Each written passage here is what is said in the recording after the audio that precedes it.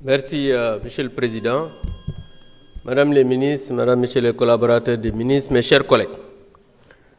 Madame le ministre, je voudrais d'abord jaale Sénégalais yëpp ci étudiant bi nga xamante ni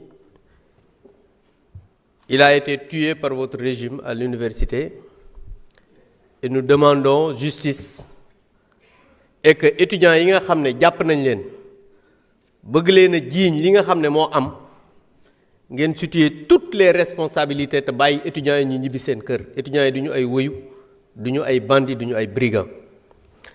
Madame la ministre de la Justice, le sujet que vous nous apportez aujourd'hui n'est pas nouveau. Le Sénégal dispose déjà de la loi numéro 2009-13 du 2 mars 2009 créant une institution indépendante chargée de contrôler les conditions de détention, prévenir la torture et veiller au respect des droits fondamentaux des détenus.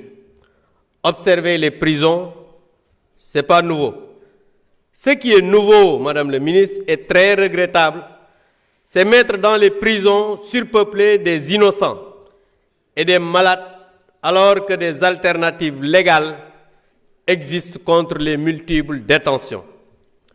À vous entendre parler souvent, j'ai l'impression que notre institution judiciaire est désormais dans une logique répressive et de démonstration de force.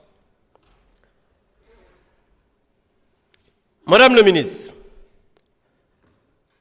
aujourd'hui, je l'ai dit en commission, un de nos collègues est mis en prison pour des raisons fallacieuses. On l'avait dit. Vous avez dit qu'il a volé des milliards, 121 milliards ou je ne sais quoi. Aujourd'hui, vous le poursuivez pour 2 téléphones. Nous reviendrons là-dessus dans l'après-midi. Et dans le même dossier, pour les mêmes faits, vous avez laissé quelqu'un rentrer chez lui et faire appel pour le maintenir en prison. Et la chambre d'accusation a rejeté l'appel. Donc aujourd'hui, Farba Ngom a été libéré par la justice, mais vous le maintenez en prison, votre parquet. C'est inacceptable. Où est la justice dans ce dossier? C'est une honte pour la justice sénégalaise. Madame le ministre, aujourd'hui, ce pays qui s'appelle le Sénégal au XXIe siècle, je pense que ce qu'il faut maintenant, c'est un changement systémique du changement systémique que vous avez promis. Parce que votre régime est en train de tuer, ce que vous avez toujours dénoncé. Vous mettez en prison des innocents, ce que vous avez toujours dénoncé. Et il y a une illégalité dans le traitement des dossiers judiciaires. Donc aujourd'hui, c'est un changement systémique qui s'impose. Et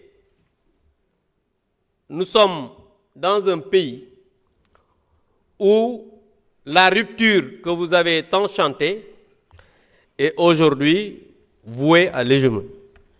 Madame le ministre, li nga xam ne moom laa bëgg a wax mooy d'abord étudiants yi ñu jàpp nañ leen bàyyi ñu ñibbi seeni kër ndax mun leen a rey étudiant à l'université ba pare naan opposants yi parce que yéen vous n'êtes responsable de rien bëgg a jiiñ opposants yi parce que da ngeen a affamer les étudiants joxu leen ñu leen lekk ba pare keneen du leen jox ñu lekk loolu ban réew la am yor ay étudiants yuy jàng soxla xam-xam nga tëj restaurant yi ne duñu lekk affamé leen bëgg ñu faatu ba pare ne keneen du leen jox ñu lekk ngeen ñëw nag bëgg accuser naan dañ leen a manipuler gis nga bu ngeen xamoon lan mooy leader étudiant parce que heureusement votre régime il n'y a pas eu de leader étudiant gis nga étudiant même bu fekkee dans un régime la nekk dans une majorité je pense que il faut que nga xam lan mooy la dignité de l'étudiant c'est méconnaître la dignité du leader étudiant moo tax ñu koy wax ne dañ leen a corrompre les étudiants kenn du leen corrompre étudiant du jaay